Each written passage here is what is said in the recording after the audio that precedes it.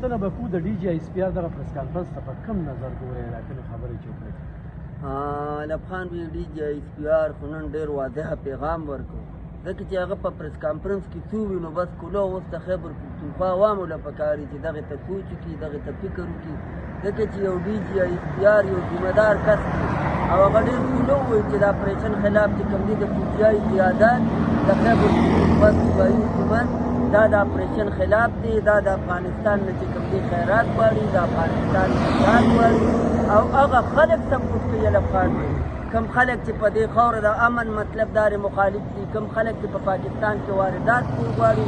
چې هغه ورته په افغانستان کې مطلب دار د 12 نه زیات تقریبا دهشتګرد ارګنایزیشن دي چې همدغه ټي ټي پي ګورنمنټ کوم چې په افغانستان کې دی وخت کوم حکومت دی دغه حکومت یې سپورټ کوي دغه حکومت ته مطلب دار ټریننګ ورکوي تربیت ورکوي وسایل د هندوستان دي پیسه د هندوستان ده او استعمالیږي افغانان د مکتانه واقعیت چې وی شوي دي په هغې کې چې کومې ګرفتارۍ شوي دي هغې کې ټول افغانان ملوث دي نو علب خان به دې کې زموږ مطلب داري په کې ګورنمنټ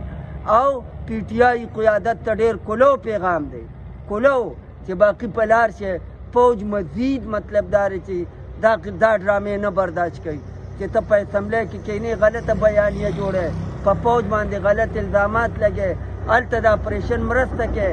دې خوا چې کوم دې دهشتګرد سپورټ کې دا خو قوم سره ډرامې روانې دي نور ډي جي آی پي آر چې کوم پریس کانفرنس دی هغه د هندوستان او هغه د افغانستان د مل ملاب سره چې را روانه کومه منصوبه ده د انډیا او د افغانستان چې په 2026 کې به مشترکه ټیک کوو نو ده مطلب دا دی چې زموږ فوج دومره بهادر دی زموږ جرنیل دومره بهادر دی چې افغانستان او هندوستان او ورسره که بل هم داسې څوکي چېره پاکستان دښمني نو دا ټټوري په توري تړي پاکستان له خدای داسې یو بهادر جرنیل ورکړی دی خو د کې پي ګورنمنټ ته پکار دي چې باقي پر قوم رحم وکړي باقي د افغانستان مرسته نه کوي په افغانستان دي چوکه کیري او د دې صوبې نه دی بار کړي ځکه چې فوج نو څه برداشت کوي نه فوج وایي چې موږ د دې عزم کړی دی موږ د دې حلف اخیستی دی چې د خیبر پښتونخوا یو شهري تم تحفظ ورکول دا زموږ ذمهداري ده غونډه صوبه خو پرېږده یو شهریا دی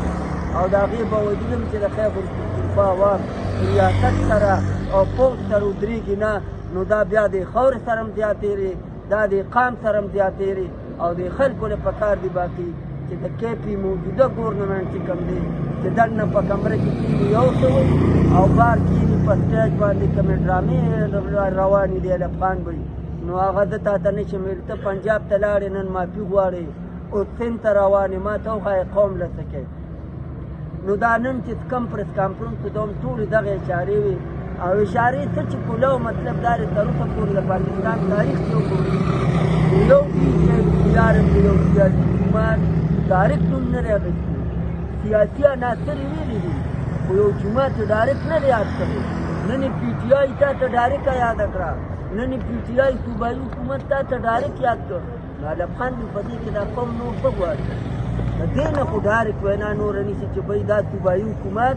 دا پي ټي آی قیادت دا د خاورې دشمنان دي دا د قام دشمنان دي دا د افغانستان ښه کلک ملګري دي دا د دغه ټیرریسټو ارګنایزیشن چې کوم په افغانستان کې دي چې طالبان ګورنمنټ ورته ټریننګ هم ورکوي هر قسمه فیسیلیټي هم ورکوي د هغوی دا سیاسي جومات دا کې پي ګورنمنټ ښه کلک ملګري دي په دې کې چې دا قام په لار کېږي نه نو بیا دا قام خپل